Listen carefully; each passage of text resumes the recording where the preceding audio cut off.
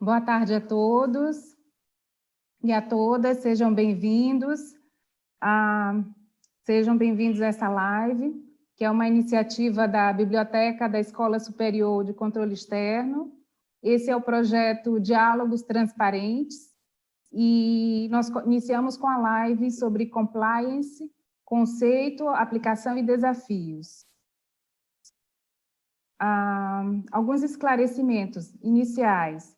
Essa live não versará sobre caso concreto, mas sobre conteúdo restrito a situações em tese e que são fruto de pesquisa acadêmica e de experiência há vários anos, né, do convidado.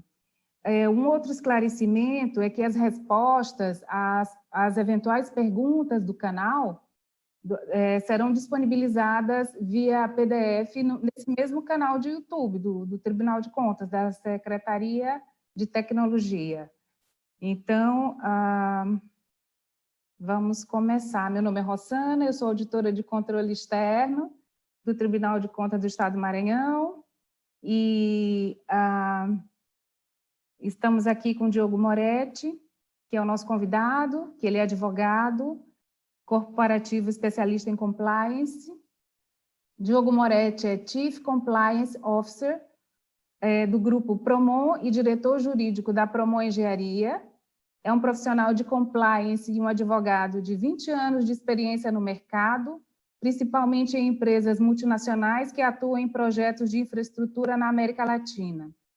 Atuou como Regional Compliance Officer na construtora canadense SNC Lavalin, na América Latina, onde liderou as reformas internas da empresa, depois que foi acusada de envolvimento em suborno internacional. Possui formação em negociação na Universidade de Harvard, e é graduado pela USP, pela Faculdade de Direito da USP, e possui mestrado em estudos anticorrupção e compliance pelo IACA, que é a International Anti-Corruption Academy, na Áustria, e realizou também estudos acadêmicos de compliance, além de apoio a várias empresas privadas na prevenção da corrupção. Então, assim, o nosso enfoque em compliance vai ser a partir da experiência corporativa, né, do setor privado, aqui nessa live.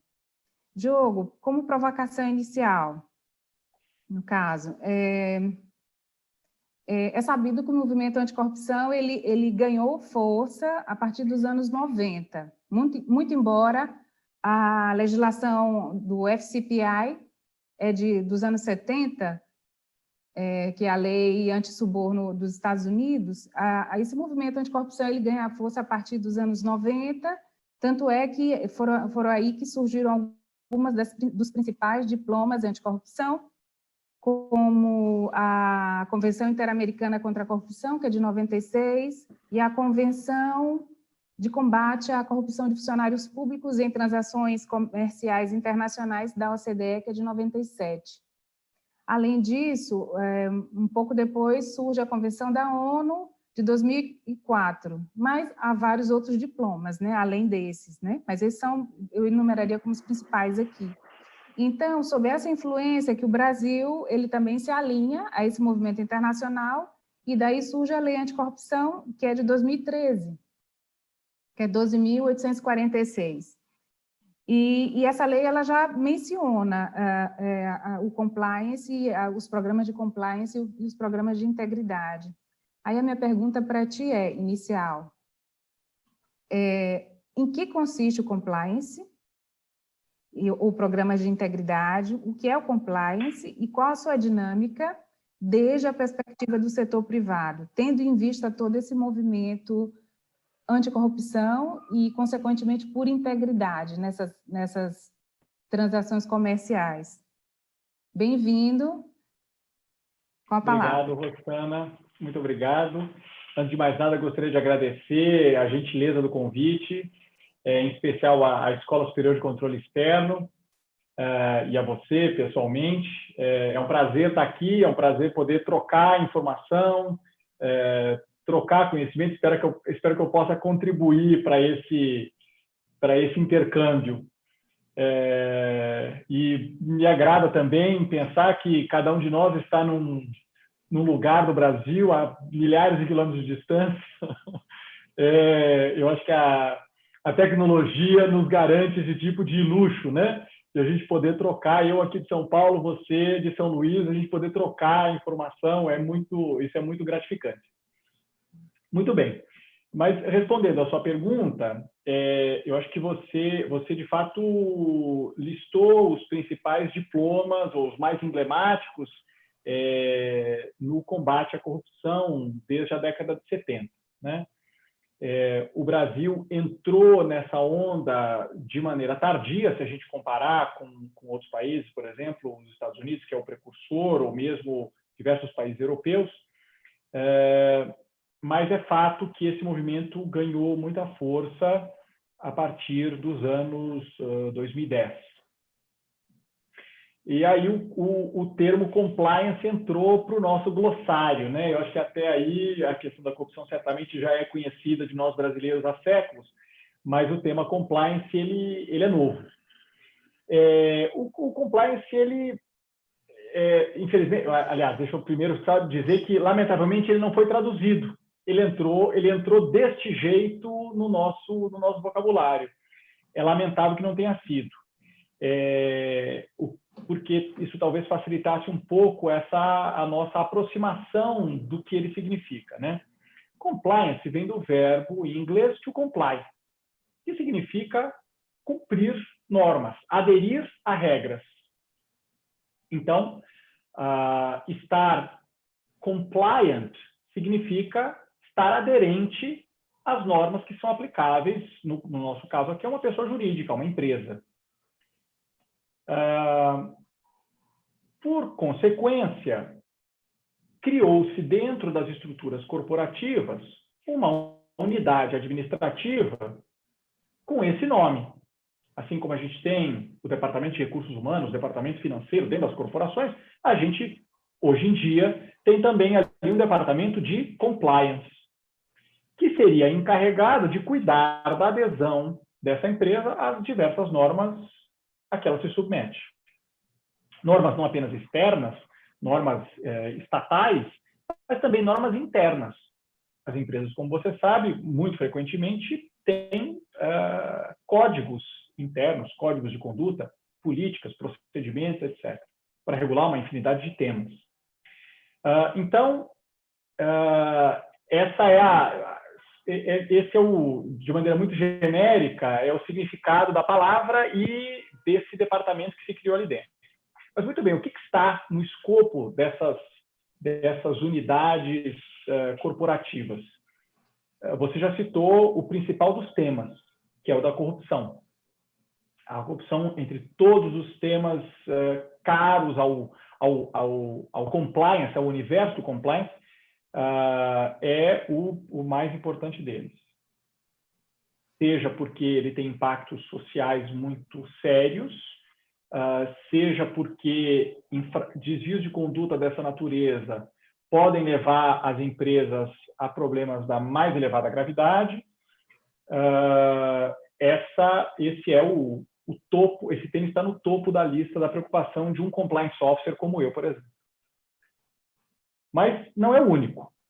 Existem no nosso cardápio de matérias, estão também lavagem de dinheiro, fraudes, questões ligadas à concorrência, questões ligadas a conflitos de interesse de toda a espécie, doações a partidos políticos e candidatos, enfim, questões até muitas vezes ligadas ao comportamento, às relações interpessoais entre os colaboradores de uma empresa. Então, por exemplo, assédio moral ou sexual, esses temas costumam estar debaixo do guarda-chuva de unidades de compliance. Claro que esse escopo ele não é definido absolutamente. Cada empresa organiza os seus assuntos de uma maneira distinta, né? Mas o que a gente pode dizer é que, em 99% dos casos, esses temas de corrupção, fraude, questões concorrenciais estão sob os cuidados de compliance, na maior parte das vezes. Então, são temas como esse que ocupam os compliance officers, os meus colegas de mercado no mundo corporativo. Bom, posso começar fazendo algumas perguntas? Por favor, claro. Não? Assim, além dessa preocupação em prevenção à corrupção, que é um viés também, né, da compliance, quais os outros você diria que são mais corriqueiros, assim? Por exemplo, eu tenho uma pergunta sobre a questão como os mecanismos do compliance atuam na solução de conflitos de interesse, por exemplo. Sim. A questão de conflito de interesse certamente é uma das nossas preocupações, né? Por sorte, você falou de corrupção, né, e de quais seriam os problemas mais corriqueiros. Por sorte, a questão da corrupção não é a mais corriqueira, felizmente, né? Até porque corriqueiro na ocorrência, eu quero dizer, né? Até porque as empresas investem muito na prevenção desse tipo de desvio de conduta, né? Como eu disse, está lá no topo das preocupações para que jamais aconteça, né? A questão do conflito de interesse não chega a ser propriamente um desvio de conduta, estar numa situação de conflito. O conflito de interesse se refere àquelas situações em que alguém está numa posição de agir para beneficiar-se pessoalmente em detrimento dos interesses da empresa em que trabalha, por exemplo. Ou talvez em outras palavras, é aquela situação em que a esperada isenção de uma pessoa na sua atuação profissional possa ser colocada em dúvida. Então, vamos tentar um exemplo. Imagine que você tem... Isso, obviamente, que vale para a administração pública também, né? Imagine que você tem um gestor público uma gestora pública cujo subordinado é seu marido, por hipótese. É claro que algumas decisões dessa gestora em relação a seu subordinado podem ser objeto de suspeita de saírem enviesadas pela relação pessoal que os dois têm entre si. Essa é uma situação de conflito de interesse. Está proibido que as pessoas se casem? Certamente não, né?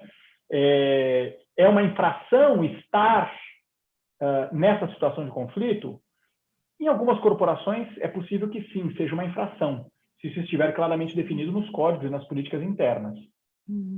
Mas, às vezes, não. Estar na situação, simplesmente, não é uma infração em si. A infração, ela surge se essa relação pessoal não é tratada com transparência e, se, pior do que isso, se essa gestora, no caso, nesse meu exemplo, se ela toma alguma decisão para favorecer a seu marido, abusando do poder que lhe foi dado pelo órgão que ela representa. Né?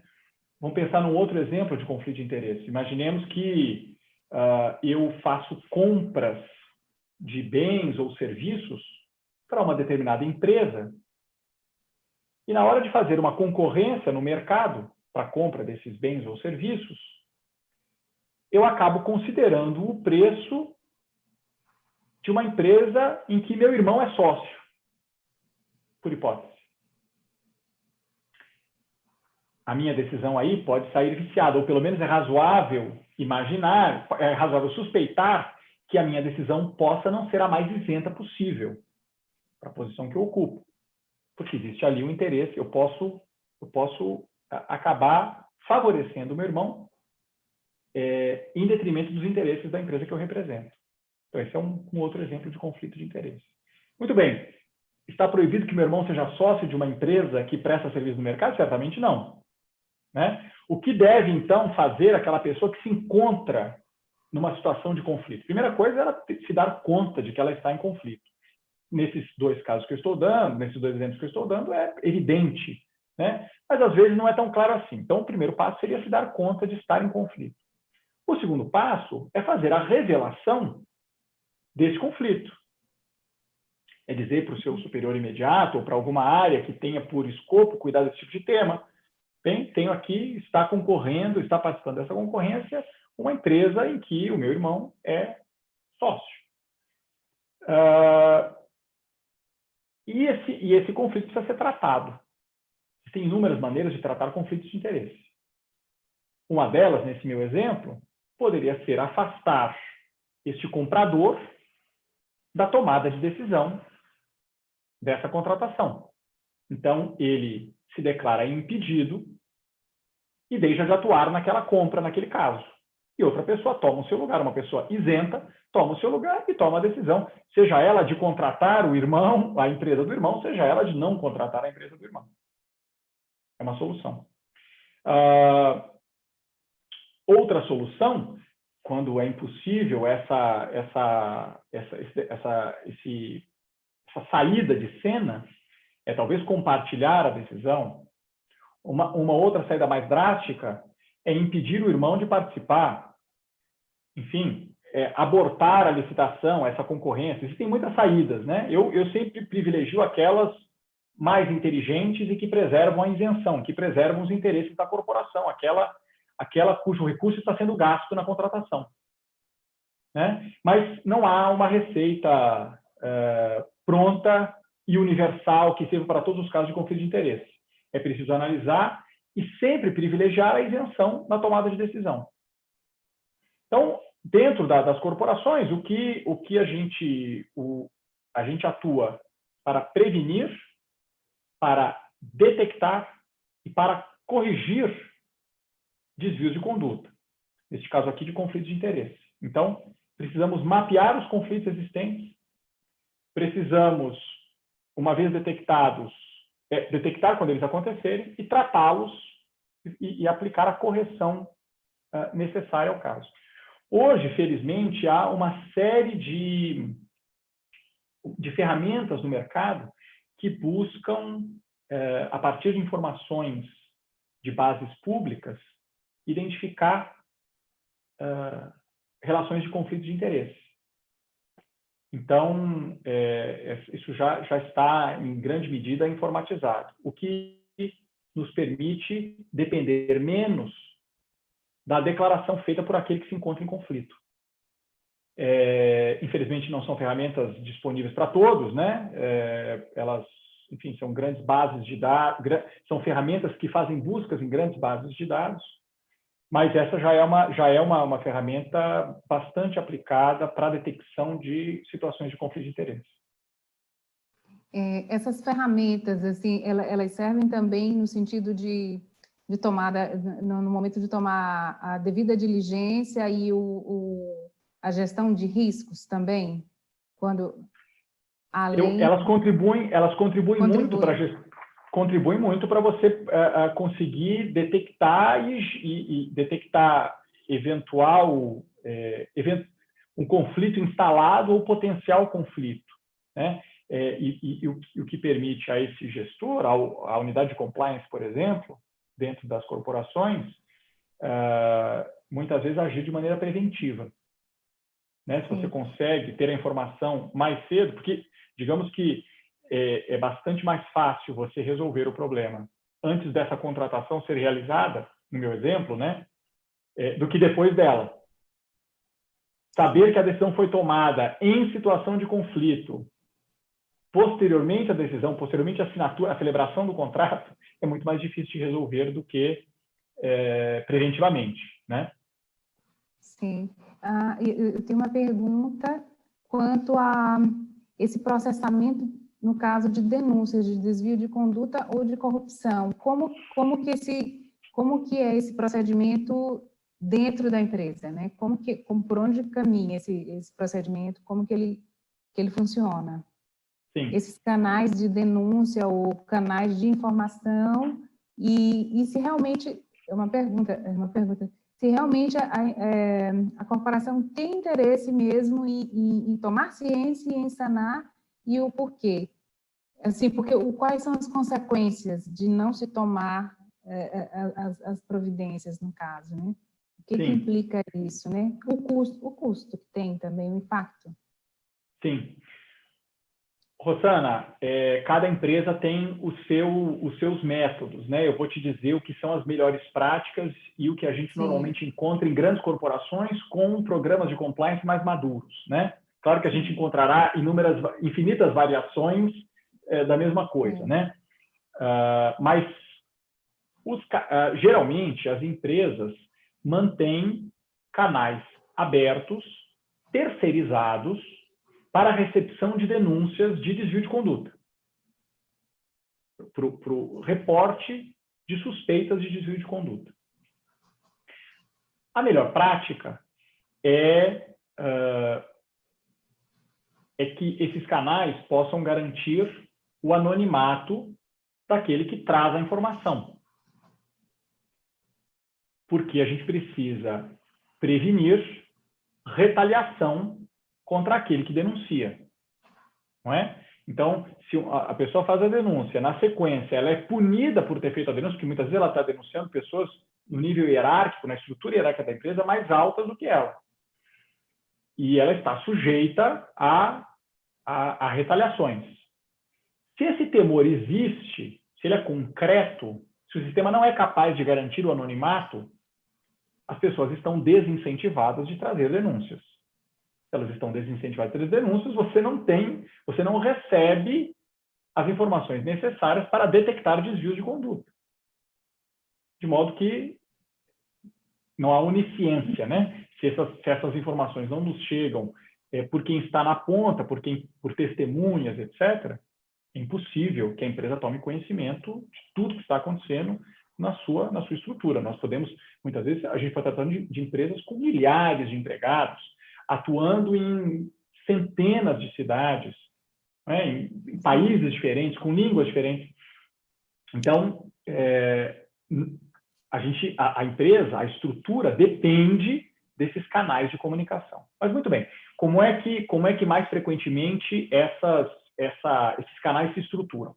Então, eles costumam constituir 0800 números, canais de uma central de atendimento que atende por um 0800. No geral, essa central ela é terceirizada, ou seja, ela não é o atendente e quem processa as informações no primeiro momento não é um empregado da empresa onde o desvio supostamente aconteceu. É uma empresa terceirizada e ela, então, recepciona essa suspeita, ela processa a informação, classifica, enumera, enfim, registra, e essa informação ela é encaminhada para a estrutura de compliance interna das empresas para que verifique se ela é procedente ou não. Você pode imaginar que o canal ele recebe denúncias que se confirmam, são procedentes, e inúmeras outras que não são procedentes. No geral, essas investigações elas ficam a cargo da empresa, que as executa de maneira direta com o seu próprio corpo de empregados, ou ela terceiriza essa investigação, contratando, por exemplo, escritórios de advocacia, empresas de auditoria, empresas de investigação, etc. Muito frequentemente também, as pessoas têm outros canais, essa mesma plataforma de recepção de denúncias, muitas vezes recebe casos por e-mail, por escrito, nos sites de internet das empresas. Muitas vezes é possível logo ali acessar essa plataforma e fazer uma denúncia. E por que isso interessa às corporações? Por que interessa às corporações tomar conhecimento de que um desvio de conduta possa estar acontecendo em sua estrutura? Primeiro porque muitas vezes esses desvios de condutas ocorrem em prejuízo da própria corporação, da própria empresa em que aquele infrator se encontra. E isso pode gerar perdas para a pessoa jurídica e muitas vezes para os seus sócios, os seus donos, os seus acionistas, que não necessariamente se encontram atuando ali no dia a dia da corporação, da empresa. Certo? Muitas vezes a empresa é gerida por pessoas, muito frequentemente, especialmente nas grandes corporações, a gestão não é feita pelos próprios donos. Certo? Então, pode eventualmente estar sendo gasto de maneira irregular um valor que pertence a alguém que não participa ali daquele dia a dia. Então, interessa a essa estrutura contar com uma unidade ali dentro que seja capaz de verificar corrigir e coibir desvios de conduta. Mas não só isso. Desvios de conduta podem gerar repercussões para fora da empresa. Então, casos, por exemplo, vamos pelos mais graves, né, de pagamento de propina para funcionário público, eles podem gerar repercussões. Se um indivíduo dentro de uma empresa comete um desvio de conduta dessa natureza, ele pode engolfar toda a empresa em processos de investigações com o Ministério Público, processos judiciais e infinitas outras repercussões que a gente, por exemplo, viu muito bem no passado recente no Brasil. Diversas empresas que, algumas inclusive, praticamente fecharam suas portas em decorrência de dificuldades de desvios de conduta, muitas vezes de indivíduos dentro de sua estrutura. Então, interessa às empresas ter canais de comunicação dessa natureza. Você mencionou custo. Custa. Essas empresas terceirizadas que gerem esses canais, né, fazer a recepção dessas denúncias, isso custa. Mas aí eu acho que a empresa precisa ponderar se esse custo, diante dos riscos que ela corre, se eles são justificáveis ou não. Eu diria que, na grande maioria dos casos, eles são justificáveis. É importante que a empresa entenda qual é o risco a que ela está exposta, né? E, ao quantificar esse risco, ela pode perceber que manter um canal de denúncias é até barato. Não estou aqui fazendo propaganda de canais de denúncia, eu não atuo nesse setor, simplesmente sou cliente dessas empresas, mas é importante ter canais de denúncias, do jeito que forem, mas que consigam, pelo menos como eu já disse, preservar o anonimato daquele que traz a informação. Proteger aquele que traz de maneira a incentivar que outras pessoas continuem trazendo informações para que a estrutura as investigue e possa coibir esses desvios. Sim, perfeito. A pergunta que eu tenho vai nessa linha, mas vai assim, vai bifurcada. Ele vai tanto na questão, vamos começar pelo custo das medidas de compliance, no caso, manter um canal, desde manter um canal de denúncias até auditorias periódicas também, e além de treinamentos para prevenção, conscientização e, portanto, prevenção de conflito de interesse, desvio de conduta e etc., né? Então, assim, esse custo, eu consigo ver, eu consigo visualizar em uma empresa transnacional de grande porte, manter todo esse aparato. Até porque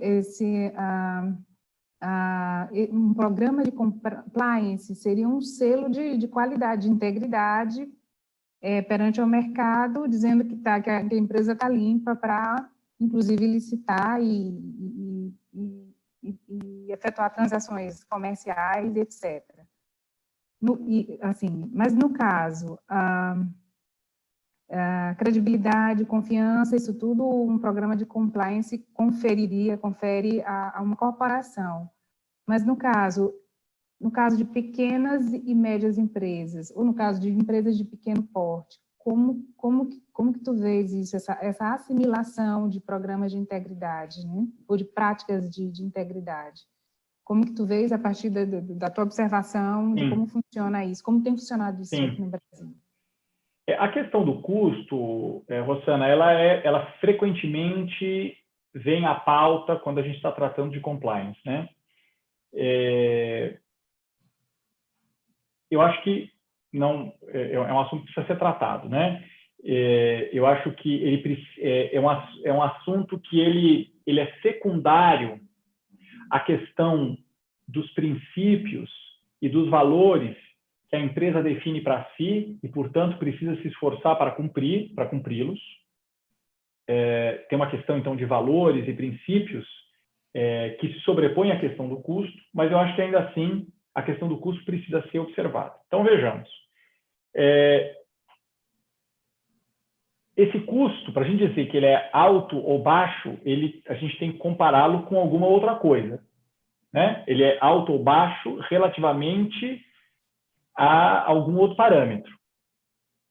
Se a gente pensar nos custos envolvidos em certos desvios de conduta, o custo de manutenção de um programa de compliance é muito baixo. Imagine, por exemplo, uma corporação que se envolve numa fraude à licitação ou num problema de corrupção com funcionário público, muitas vezes até fora do Brasil. Em outro país. A gente tem diversos casos de problema de corrupção transnacional. Os custos em que essa empresa vai incorrer por não ter sido capaz de impedir que aqueles desvios acontecessem são inúmeras vezes superiores ao da criação e manutenção de um programa de compliance. Não tenho a menor dúvida. Então, essa é uma ponderação que as empresas precisam fazer. Uma segunda ponderação é que, a depender do setor, do mercado em que essa empresa atua, os seus clientes preferem empresas que contem com programas de compliance. Isso quer dizer o quê? Que para que você progrida em seus negócios, para que você conquiste novos clientes e novos mercados, será preciso demonstrar que você possui um programa robusto, que seja capaz de prevenir, detectar e remediar desvios de conduta. Então, tem uma questão de mercado. Então, ou seja, que custo será esse? É muito difícil colocar em números, né? Mas ter uma parcela do mercado em que você atua de portas fechadas para você pode significar perdas muito representativas. Então, talvez valha a pena, se a gente for falar meramente, para sermos muito calculistas, né?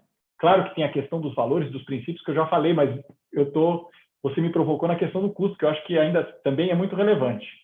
Então, acho que a empresa precisa ponderar essas coisas todas.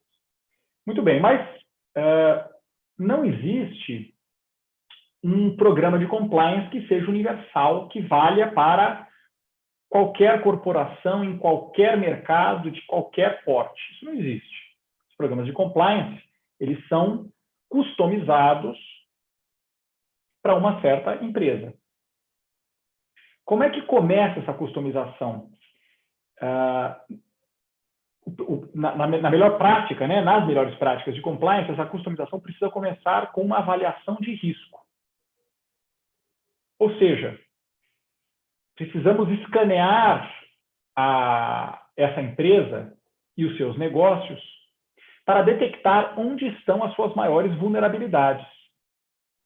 Quais são os departamentos dessa empresa? Quais são as localidades em que ela atua? Quais são os setores da economia em que ela atua que são mais vulneráveis a desvios de conduta?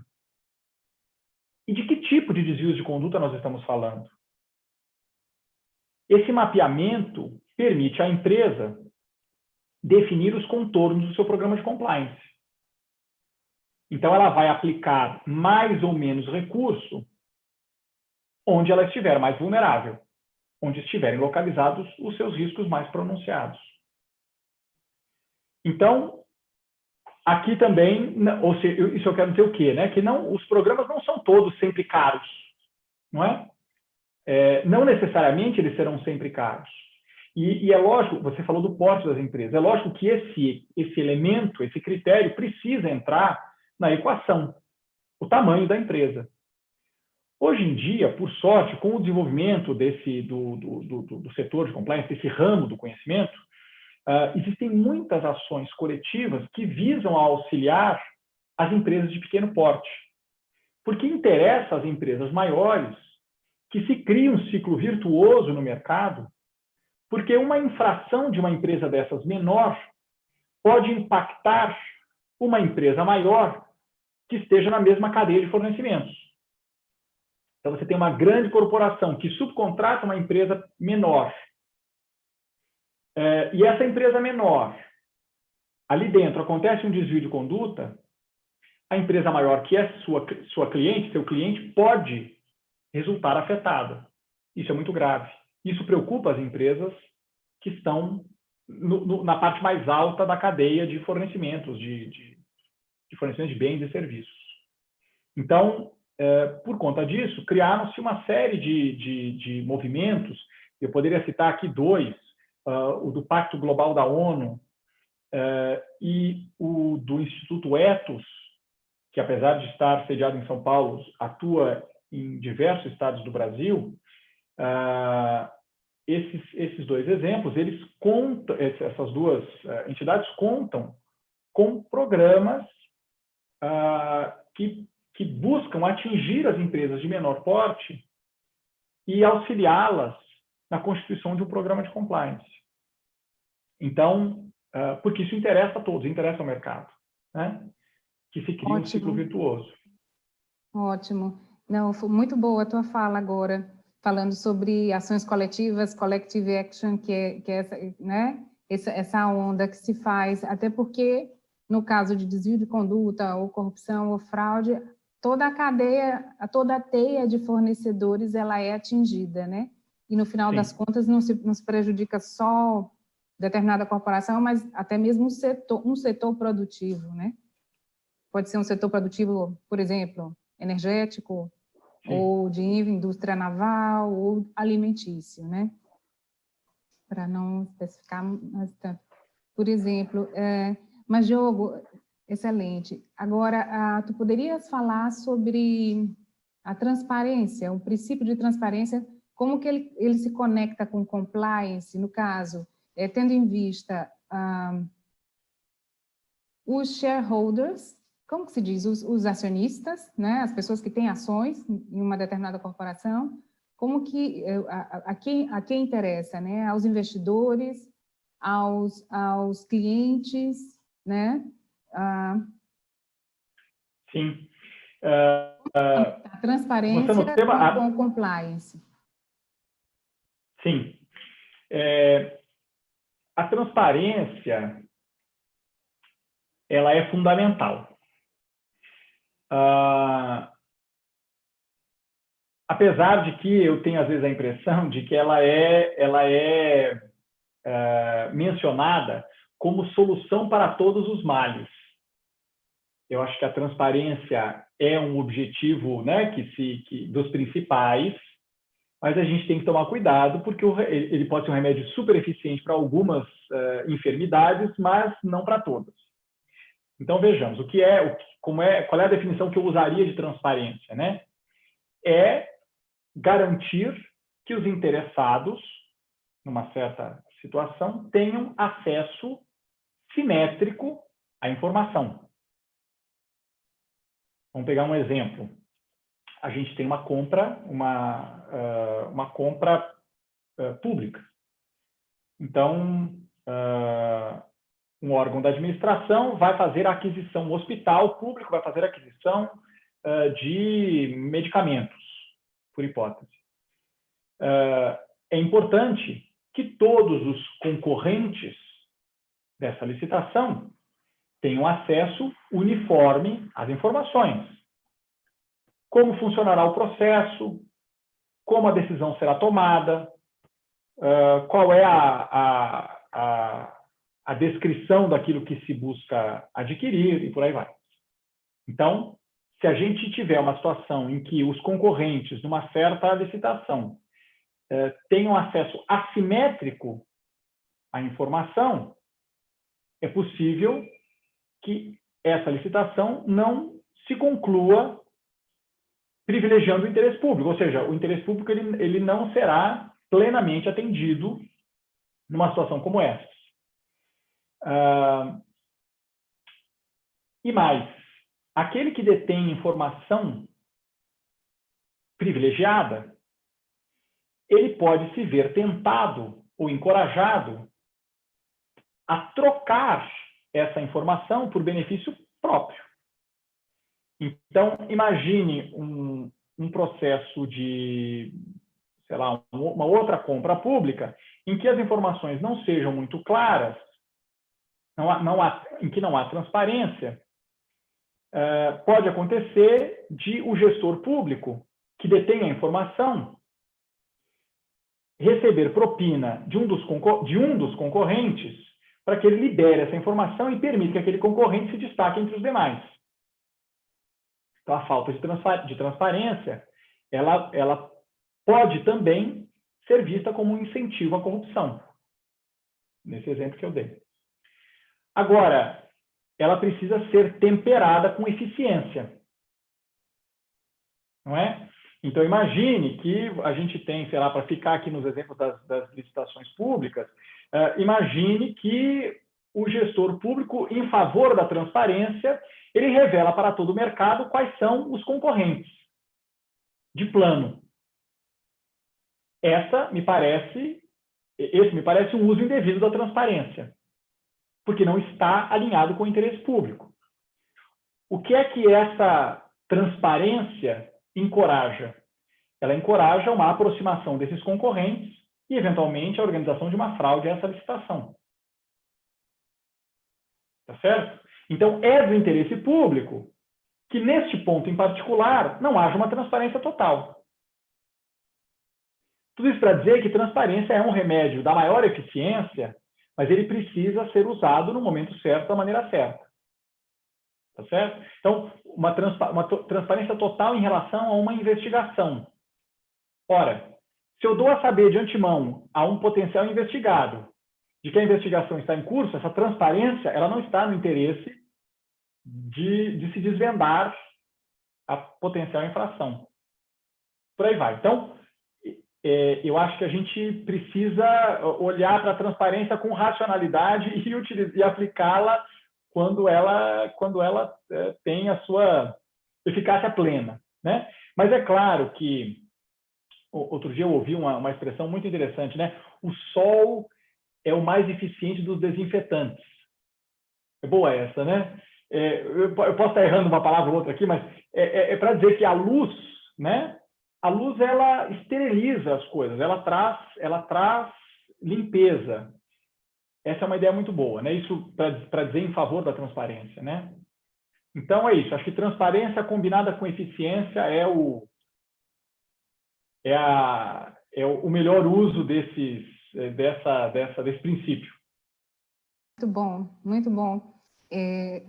Agora a minha pergunta continua na questão de transparência, mas assim, transparência interna, transparência dentro de uma corporação, no sentido de ter canais de comunicação internos e emitir uma mensagem clara e muito limpa do que se quer, de qual conduta é apropriada, de qual conduta é a conduta apropriada pelos empregados, no caso, né, e até os fornecedores. Quer dizer, como que essa mensagem ela tem que ser enviada para que o receptor entenda como ele deve agir, de forma ética, no sentido de evitar desvio de conduta.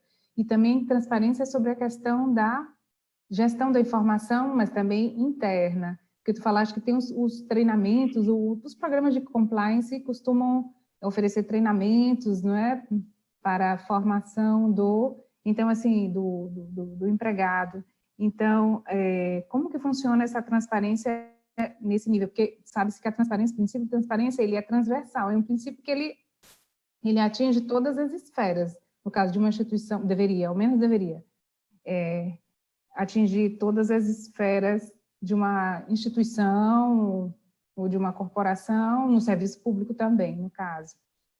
Como que funciona, assim, esses canais de informação internos, essa mensagem entre setores, como que tu acha que é o ideal, no caso, né? Sim. Entre as práticas de compliance. Sim. Rosana, essa pergunta é da maior relevância. A transparência começa na definição clara das normas a que a empresa está submetida e as pessoas ali dentro, e que as pessoas ali dentro precisam aderir. Então, devem-se buscar métodos de difusão da informação sobre o que se espera das pessoas. Né? Claro que algumas posturas a gente rapidamente consegue identificar como reprováveis, mas há outras posturas que um ou outro colaborador pode não ser claro para ele que aquela postura é reprovável e não deve ser adotada. Então, a primeira coisa é definir claramente essas regras e difundi-las. Né? Então, por isso que as empresas, muito frequentemente, possuem códigos de conduta. Códigos de ética, o nome varia, né? Mas que é uma publicação interna que representa um apanhado daquelas regras que a empresa declara seguir. E é um jeito também de ela comunicar aos seus colaboradores como é que ela espera que as pessoas se comportem. Então, a primeira coisa é definir essas regras. E aqui, de novo, as regras são customizadas. A gente falou agora há pouco da análise de risco, né? Essas regras, elas são customizadas, carregando um pouco as tintas naquelas áreas em que a empresa está mais exposta a risco e talvez um pouco menos nas áreas em que ela não está exposta. Então, essa é a primeira coisa. Agora, através de quais meios a empresa difunde essa informação? Basicamente, as empresas organizam treinamentos presenciais ou virtuais dos seus colaboradores, sejam empregados, sejam prestadores de bens e serviços, fornecedores de bens e prestadores de serviços, seja através de campanhas de comunicação. Então, a empresa precisa estar constantemente comunicando à sua massa de colaboradores que normas são essas que eles precisam seguir. Nesses tempos de pandemia, os treinamentos têm se tornado virtuais. Né? Do mesmo jeito que nós estamos aqui conversando, a gente usa métodos como esse para difundir essa informação.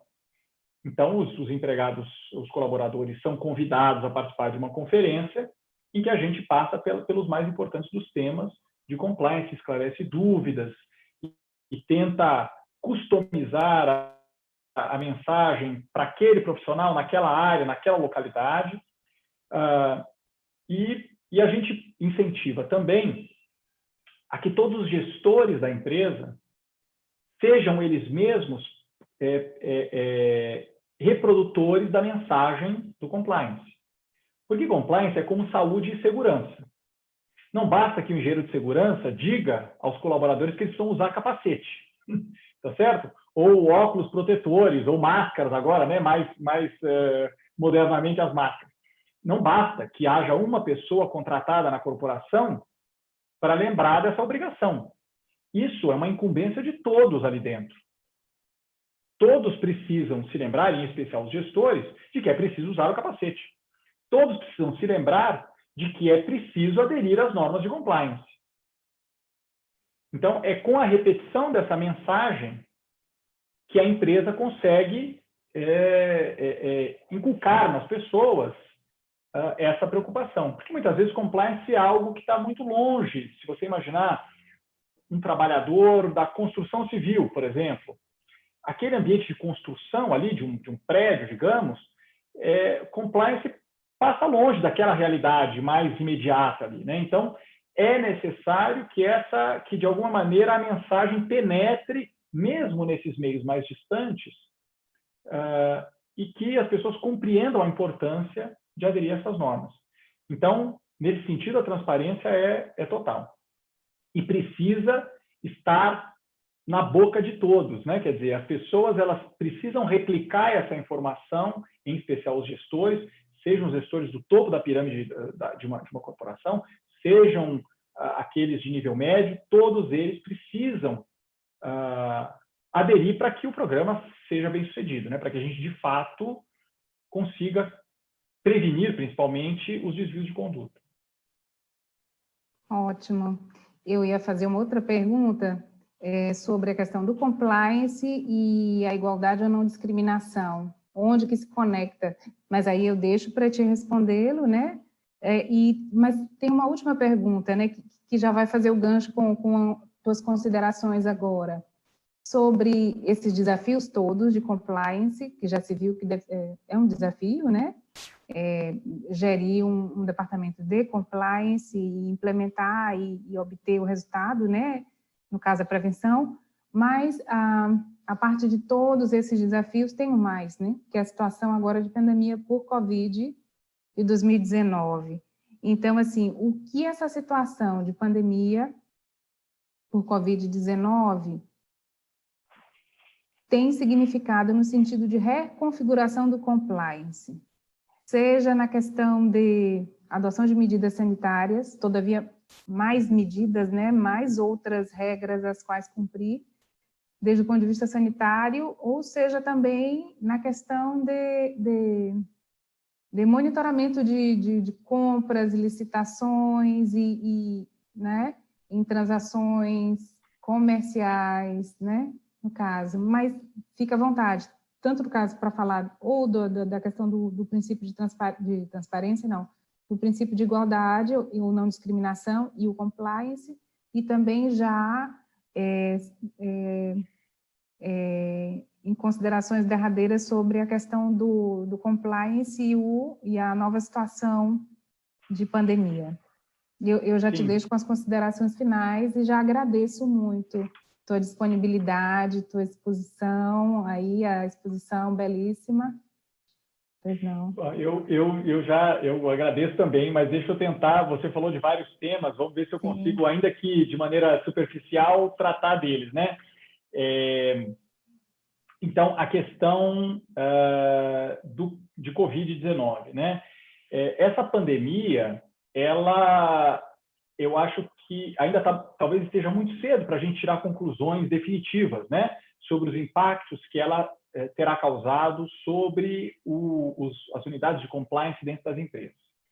Mas eu arriscaria, se você me permite, algumas apostas, digamos assim. A primeira delas é positiva, né? É de que, uma vez que as relações entre as empresas, entre as pessoas, passou a ser menos pessoal, ou seja, física, né? Fisicamente, de encontros físicos, e migrou quase que totalmente para o ambiente virtual, eu acredito que os controles possam se aprimorar em decorrência disso. Ou seja, tudo hoje é passível de gravação, de registro, as comunicações todas estão em ferramentas de e-mail, enfim, que deixa rastro. Conversas como essa podem ser gravadas. Eu acho que isso é o lado positivo de nós termos concentrado a comunicação entre as pessoas no ambiente virtual. E não existe corrupção. Por exemplo, estou falando de corrupção especialmente, né? Não existe corrupção sem comunicação, sem interação, né? Então, eu arriscaria dizer, o tempo dirá, nós podemos voltar a conversar dentro de sei lá, talvez de um ano sobre esse mesmo assunto, mas eu arriscaria que talvez os controles aumentem.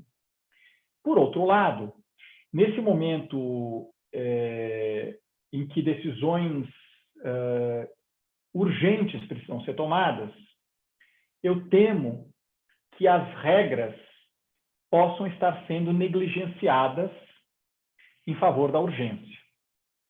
Então, imagine que um hospital público precisa fazer compras de máscaras e respiradores. Estou inventando uma história qualquer. Eventualmente, essa compra pode não ter passado por uma licitação. Tudo bem que claro que pode haver uma dispensa legítima de licitação, mas eventualmente o interesse público possa não ter sido atendido em sua plenitude numa compra como essa. O mesmo pode acontecer dentro de uma empresa. A empresa também faz compras, ela também tem interesse em adquirir um produto ou um serviço de melhor qualidade pelo menor preço, né? Então, aí eu acho que seria um dos efeitos negativos dessa pandemia. E, por fim, em relação à pandemia, existe a preocupação com o tratamento de informações confidenciais.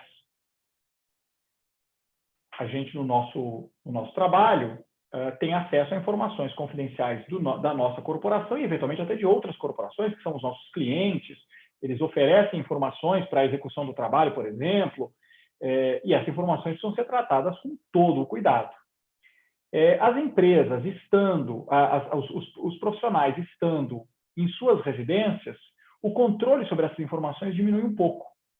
Então, é importante que as empresas redobrem o seu cuidado. Imagine um banco, eu não sei bem como os bancos estão lidando com o home office, com o teletrabalho, mas os bancos lidam com informações do mais alto sigilo. Né? Talvez as pessoas trabalhando de maneira descentralizada possam expor essas informações a algum risco que precisa ser tratado. É importante tomar conhecimento que a gente possa tratar. Né? Então, isso em relação à Covid. E você me pergunta sobre o tratamento igualitário. Você pode... A primeira parte da sua pergunta, você me perguntou sobre o tratamento... Posso, mas antes de reformular a pergunta, é só dizer que eu acho muito pertinente essa tua observação sobre a questão da segurança da informação e como como esse projeto de iniciativa da biblioteca vai ser tratado tudo que tem a ver com gestão da informação, segurança da informação, nos diálogos transparentes. Foi muito bom tu levantares esse questionamento, que é uma preocupação nossa, né? É só isso que eu queria mencionar, porque agora me parece que com a Covid, de uma vez por todas, foi uma chamada à consciência que vivemos em uma sociedade da informação e do conhecimento. Agora vai ser o manejo da informação que vai ganhar um protagonismo, né? Ainda mais, todavia, né? Nesse meio tecnológico. Então, a minha pergunta quanto à igualdade é o seguinte: como que a igualdade ou não discriminação, enquanto princípio transversal, como que ele se conecta com a compliance? Como que as medidas de compliance lidam com isso? Né? Lida com esse princípio, né? Como que ela dialoga? Esse é um dos princípios basilares nos programas de compliance, né? E muitas vezes até precedem a criação do próprio programa. Muitas empresas têm como diretriz o tratamento igualitário entre as pessoas. Isso significa não levar em consideração, na tomada de decisão, questões como religião, gênero, origem social, idade, etc., que possa injustamente discriminar as pessoas. Não é? Então, é claro que para algumas funções específicas, não é possível ou é impossível não discriminar, né? A gente precisa discriminar. Então, uma telefonista não pode ser, ou um telefonista não pode ser um deficiente auditivo, não é? É óbvio, mas salvas essas exceções, as decisões não podem ser enviesadas por critérios desse tipo, certo? Então, isso é o princípio.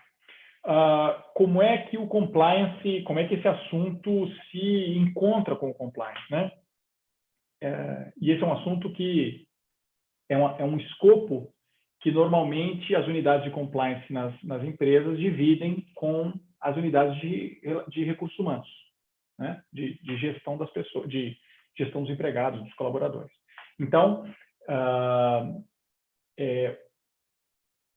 a gente precisa se certificar de que, por exemplo, os processos de contratação, promoção de empregados, os processos de oferecimento de oportunidades de treinamento, que eles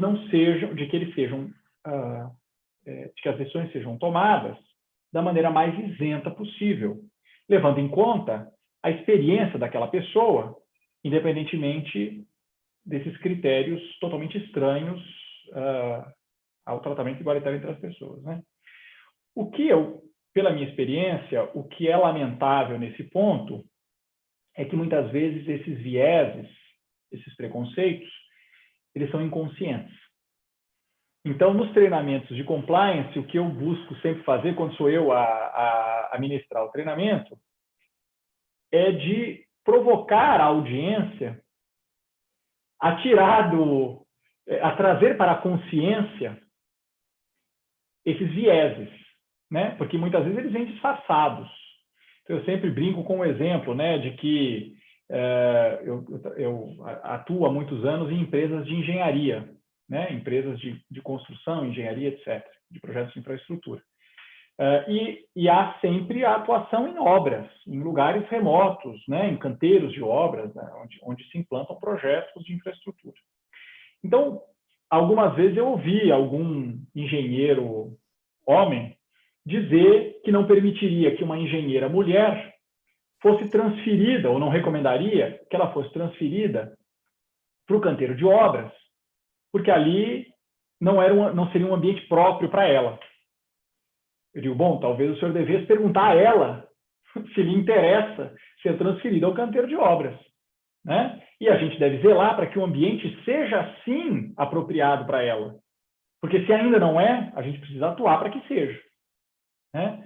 Então, um comentário como esse pode muitas vezes parecer como um comentário, uma postura protetiva desse engenheiro homem que quer o melhor para aquela engenheira mulher, quando, na verdade, parece estar camuflado aí um preconceito de gênero, né?